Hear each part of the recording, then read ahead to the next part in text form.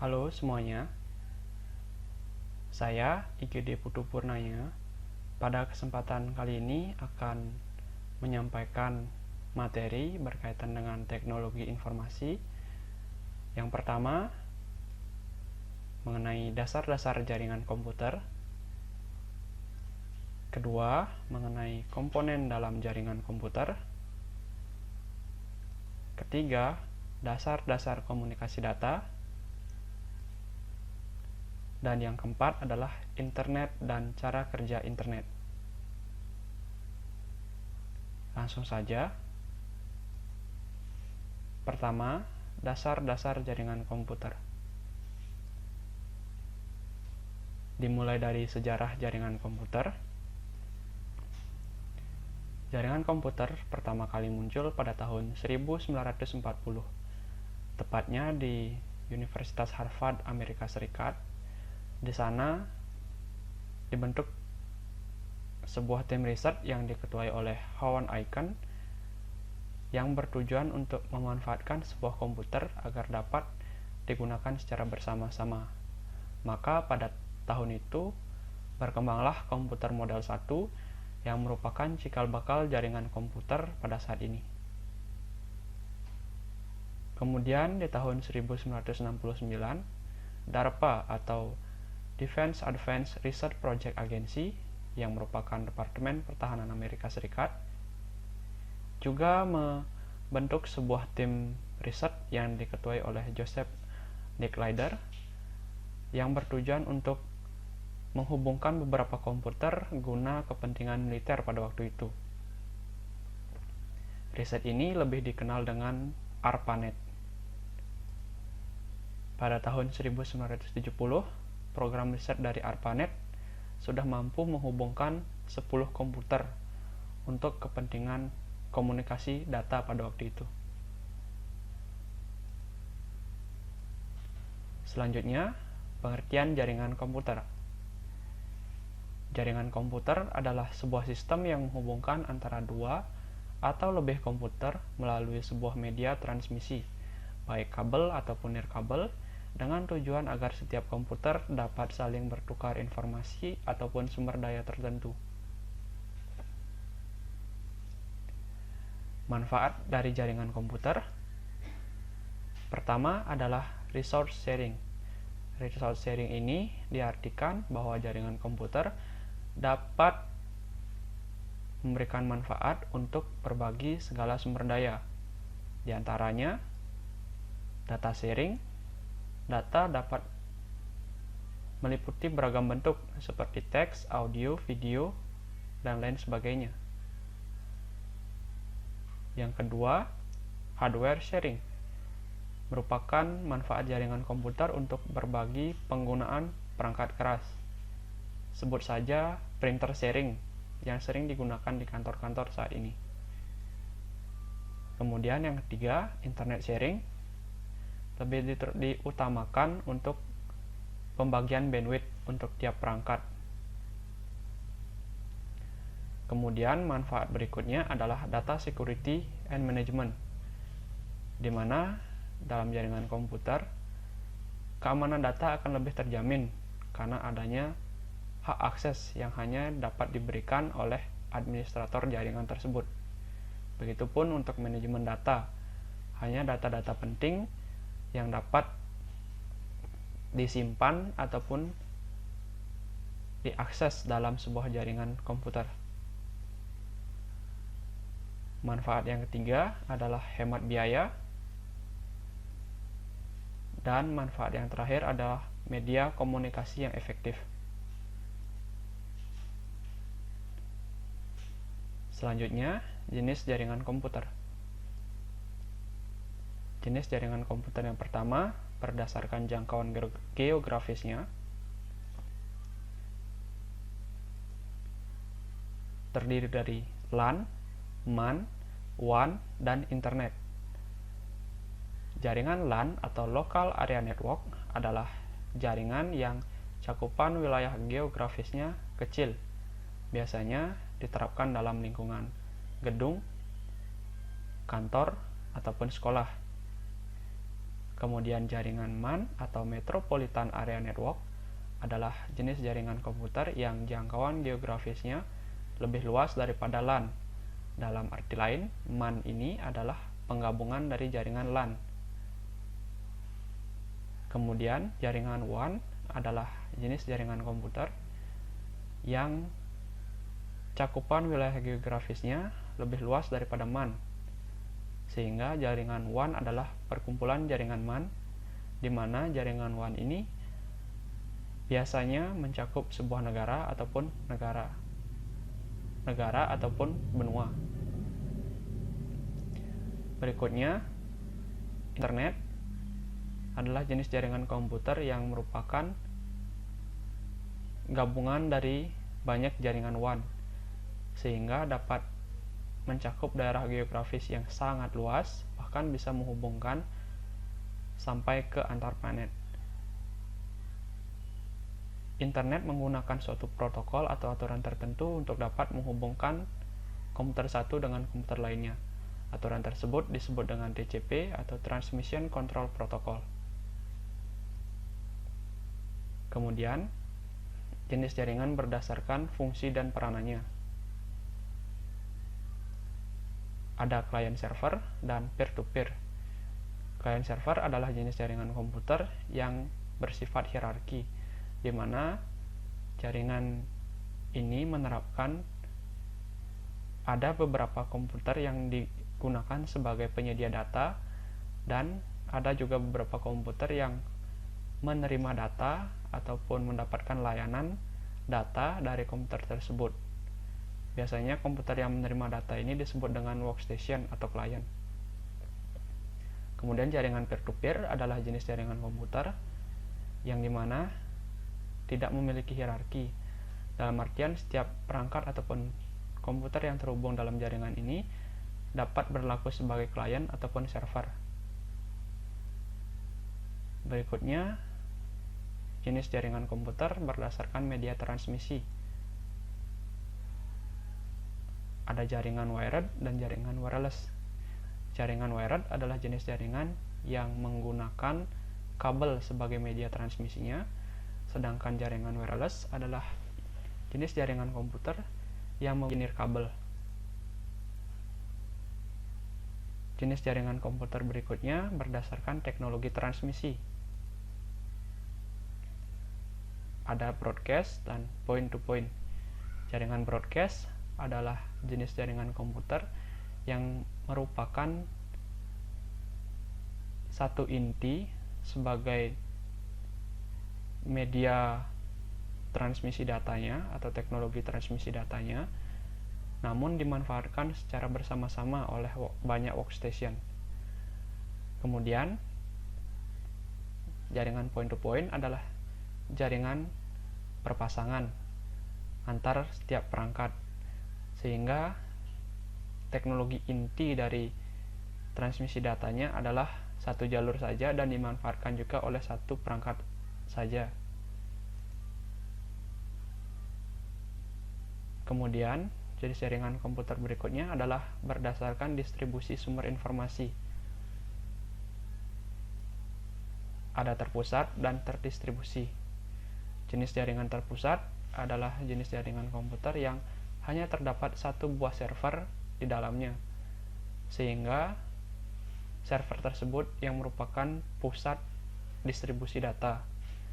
Kemudian jaringan terdistribusi adalah jenis jaringan komputer yang dimana terdapat lebih dari satu komputer server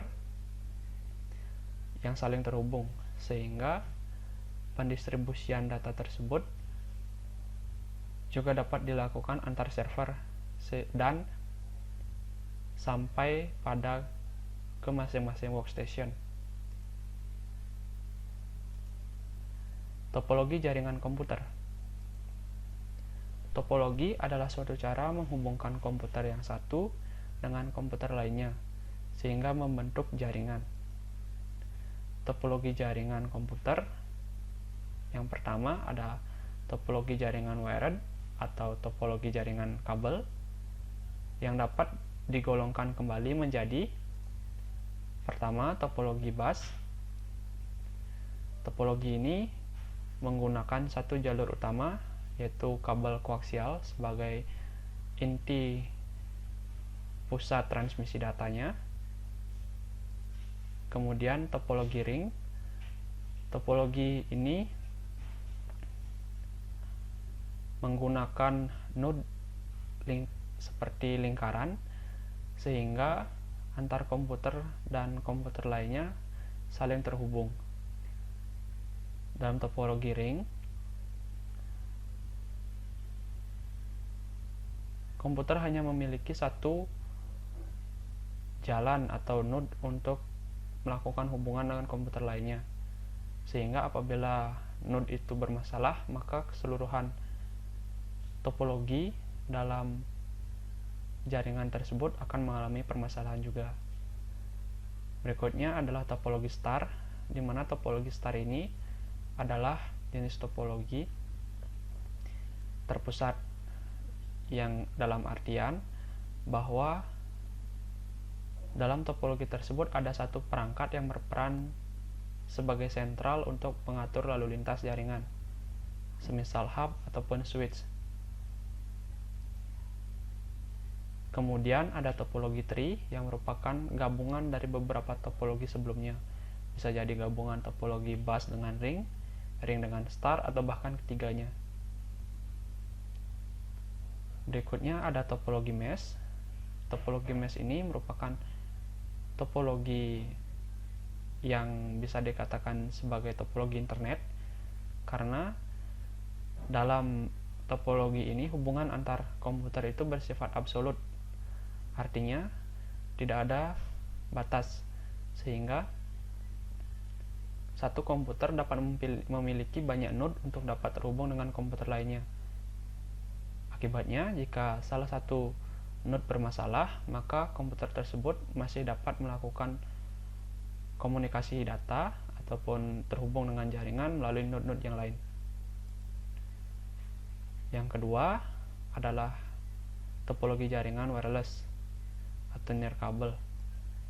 Topologi jaringan wireless yang pertama ada topologi ad hoc, di mana topologi ad hoc ini adalah jenis topologi jaringan wireless yang tidak memanfaatkan perangkat tambahan untuk dapat terhubung satu sama lain dengan perangkat lainnya dalam jaringan. Sebut saja misalnya seperti pemanfaatan hotspot antar perangkat handphone pada khususnya. Kemudian topologi infrastruktur. Topologi infrastruktur adalah jenis topologi jaringan wireless yang menggunakan perangkat tambahan seperti access point untuk menghubungkan komputer-komputer ataupun perangkat-perangkat lainnya ke dalam jaringannya.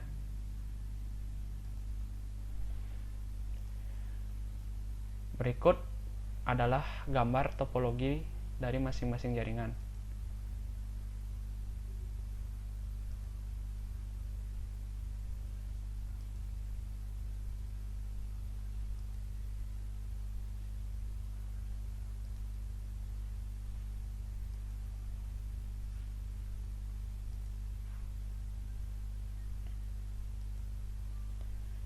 Kemudian, bagian yang kedua, komponen jaringan komputer.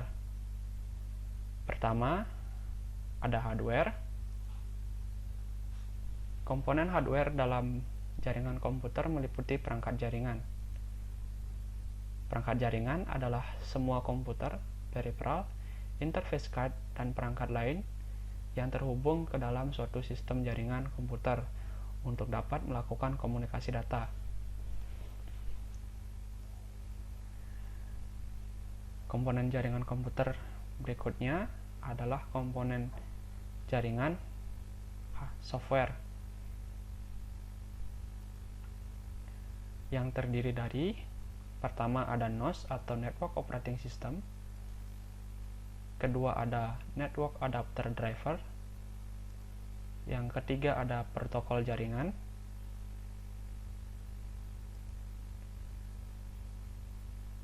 perangkat jaringan. Pertama, server.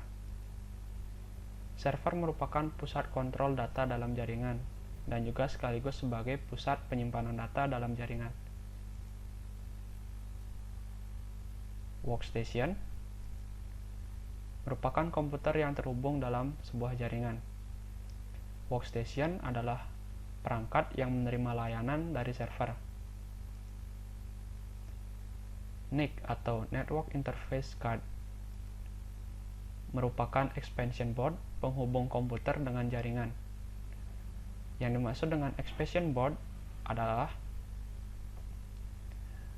sebuah perangkat yang ditanami banyak oleh IC chip yang berisikan banyak program-program tertanam di dalamnya sesuai dengan fungsi serta tugas dari board tersebut.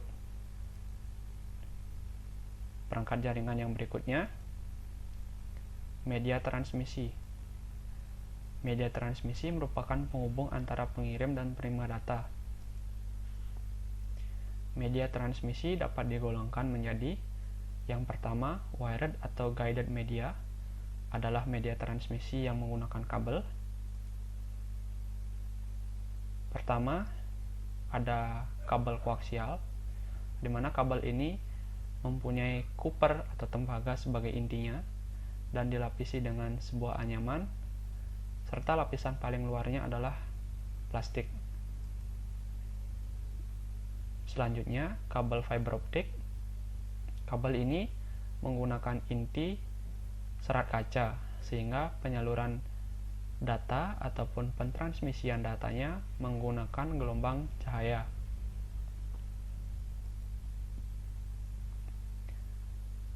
Kemudian ada kabel twisted pair. Kabel twisted pair adalah jenis kabel pasangan berpilin yang ditujukan untuk mengurangi interferensi elektromagnetik dengan kabel lainnya. Kabel twisted pair ini terdiri dari dua jenis, yang pertama STP atau shielded twisted pair dan UTP atau unshielded twisted pair. Perbedaannya adalah pada STP terdapat lapisan aluminium yang melindungi pilinan-pilinan kabel, sedangkan pada UTP tidak ada. Jenis media transmisi yang kedua adalah wireless atau unguided media, atau bisa disebut juga sebagai media transmisi nirkabel. Contohnya, gelombang mikro atau gelombang radio, satelit, dan inframerah. Perangkat jaringan yang berikutnya, hub. Hub merupakan penghubung beberapa perangkat Ethernet menjadi satu segmen jaringan tunggal. Kemudian switch.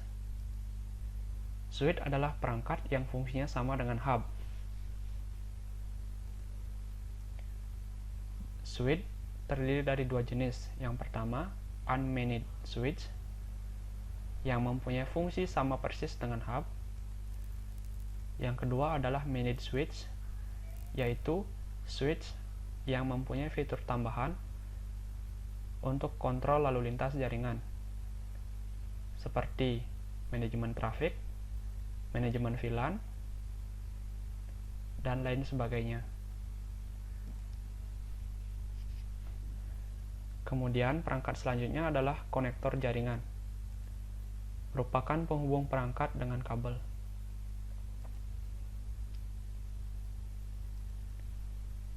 Perangkat jaringan berikutnya adalah router. Router merupakan perangkat yang mengelola lalu lintas data dalam satu jaringan.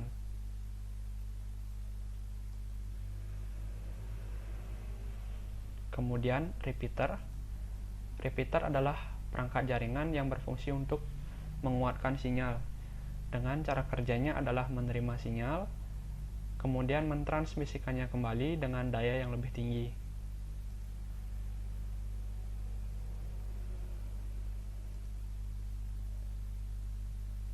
Selanjutnya, komponen jaringan komputer yang tergolong ke dalam software. ada NOS atau Network Operating System.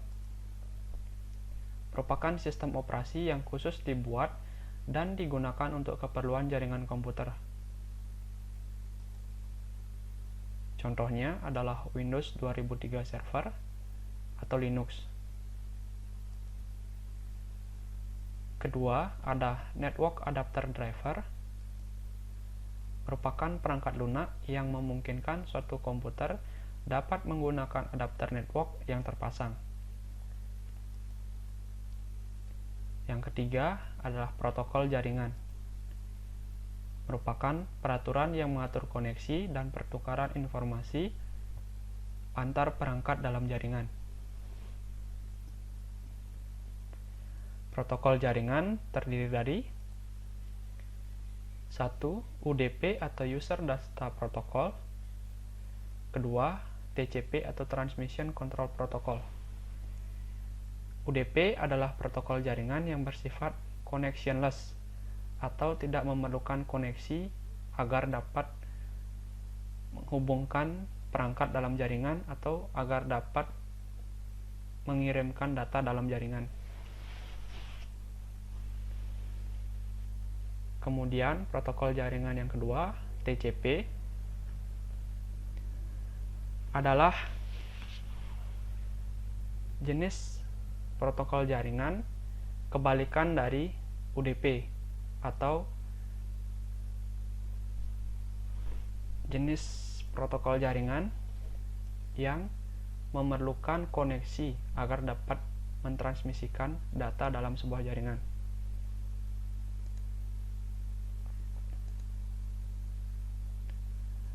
Kemudian, bagian ketiga, dasar-dasar komunikasi data.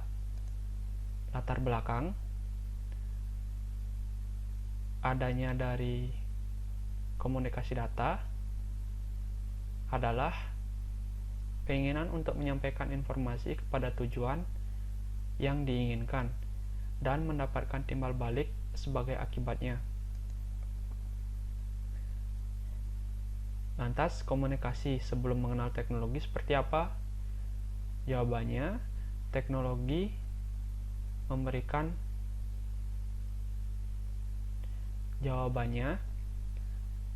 komunikasi data sebelum mengenal teknologi menggunakan beberapa kode tertentu, misalnya saja kantongan ataupun kode melalui asap.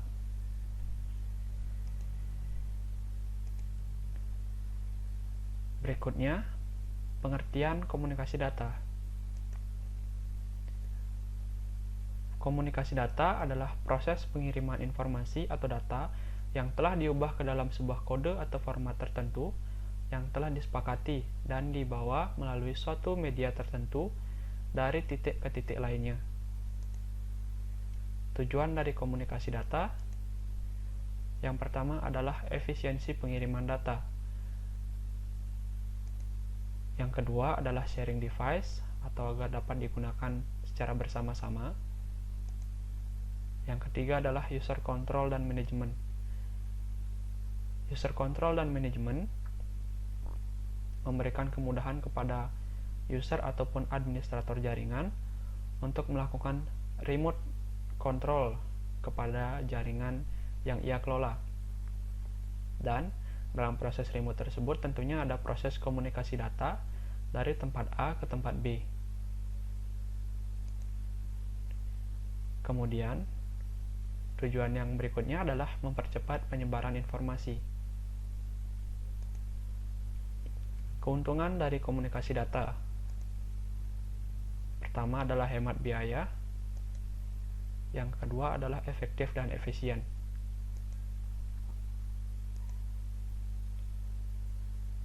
Kemudian, model komunikasi data. Yang pertama ada simplex atau komunikasi satu arah. Contohnya adalah televisi.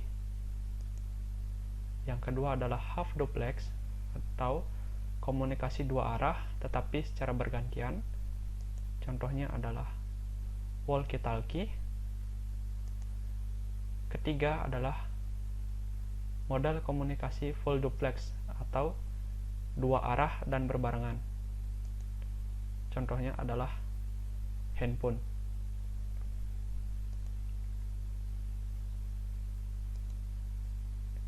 Bentuk transmisi komunikasi data. Yang pertama, infrastruktur terestrial, di mana infrastruktur terestrial adalah jenis transmisi komunikasi data yang berbasis kabel dan juga berbasis nirkabel. Berikutnya, bentuk transmisi komunikasi data satelit, di mana jangkauan daerah yang dapat dicapai lebih luas dan dapat diaplikasikan pada tempat yang belum ada infrastruktur terestrialnya. Komponen dasar sistem komunikasi data. Yang pertama adalah data. Data merupakan informasi yang akan dipindahkan dari suatu titik ke titik lainnya. Data dapat beragam bentuk, semisal audio, video, teks, gambar, dan lain sebagainya. Kedua, sumber atau pengirim merupakan perangkat atau device yang memancarkan dan mengirimkan data melalui media transmisi. Tiga adalah media transmisi, merupakan media tempat lalu lintas data. Yang keempat adalah penerima, merupakan device atau perangkat tujuan pengiriman data.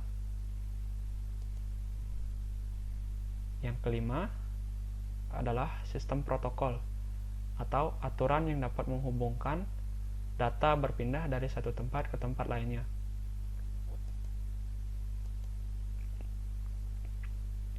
Upload dan download. Istilah ini mungkin sangat penting ataupun sangat sering kita dengar.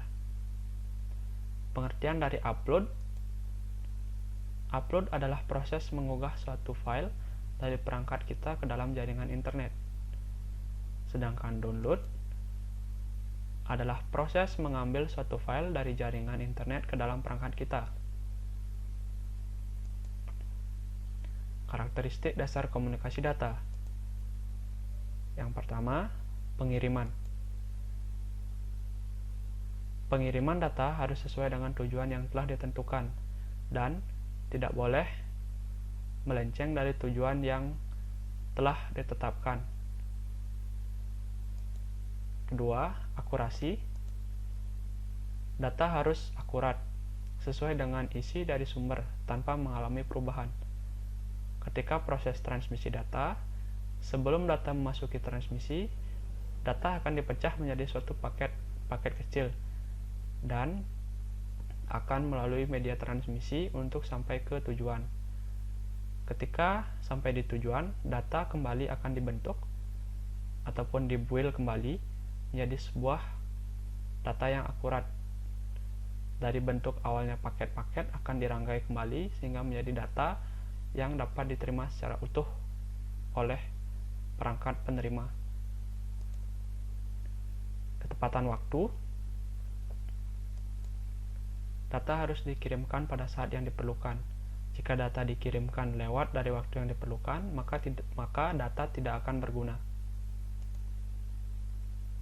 Bagian keempat, internet dan cara kerjanya.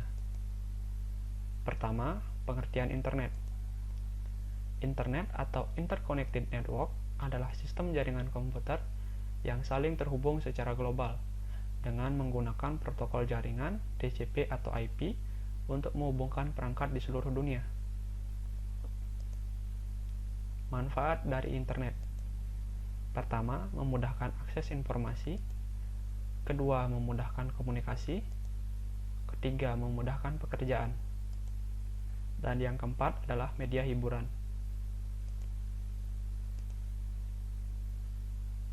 Selanjutnya, dampak adanya internet.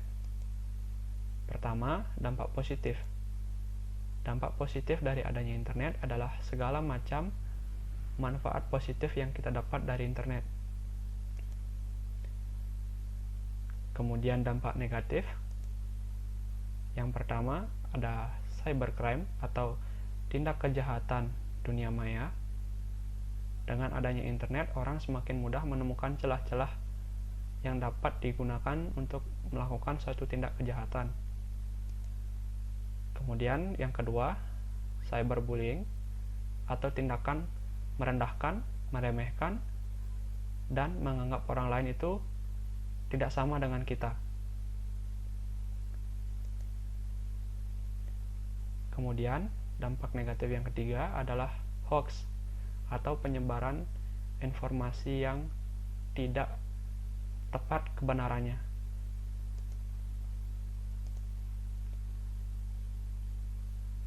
Selanjutnya, cara kerja internet.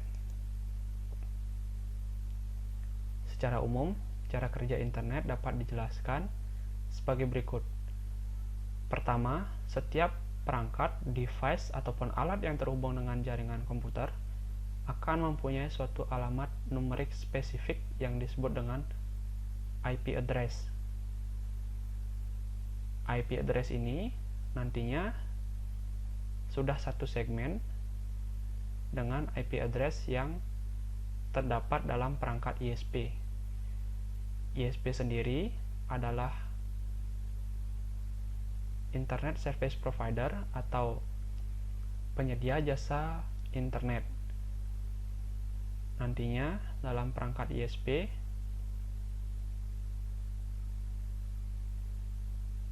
sudah tercantum alamat numerik ataupun spesifik dari IP address perangkat kita, sehingga antara perangkat kita dengan perangkat ISP dapat saling terhubung. Selanjutnya, dari perangkat ISP akan diteruskan ke server ISP. Misalnya saja ketika kita akan melakukan request atau permintaan untuk membuka google.com di HP ataupun di komputer kita. Nanti dari komputer kita akan mengirimkan permintaan melalui jalur ataupun alamat yang telah ditentukan ke perangkat ISP untuk selanjutnya diteruskan ke server ISP.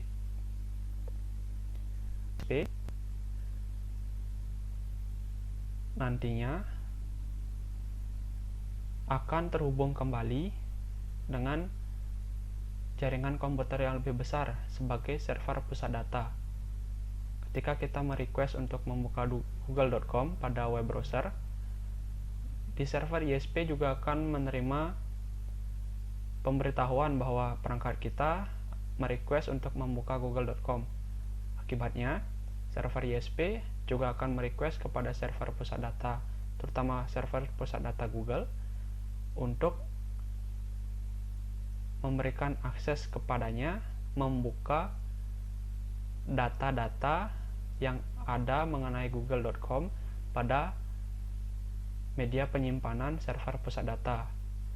Ketika data-data tersebut sudah di-apply, maka selanjutnya semua data tersebut ditransmisikan dari server pusat data menuju server ISP.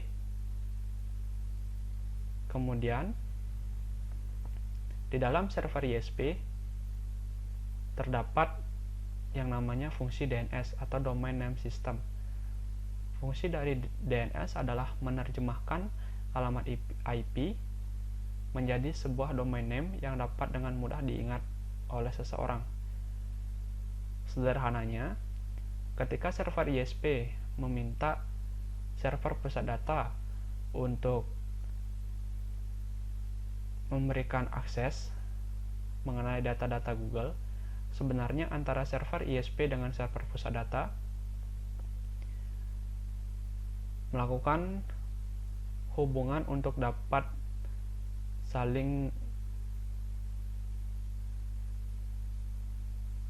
memberikan data dari alamat IP google.com, sehingga di server pusat data juga terdapat banyak alamat IP address lainnya. Oleh sebab itu, fungsi DNS adalah menerjemahkan alamat-alamat IP yang terdapat dalam server pusat data menjadi sebuah domain name, sehingga dalam komputer ataupun perangkat handphone kita, ketika kita mengetikkan google.com, maka server ISP mengerti bahwa itu adalah request atau permintaan untuk menghubungi alamat IP Google di server pusat data. Jadi, sekian penjelasan dari saya, semoga dapat bermanfaat. Terima kasih.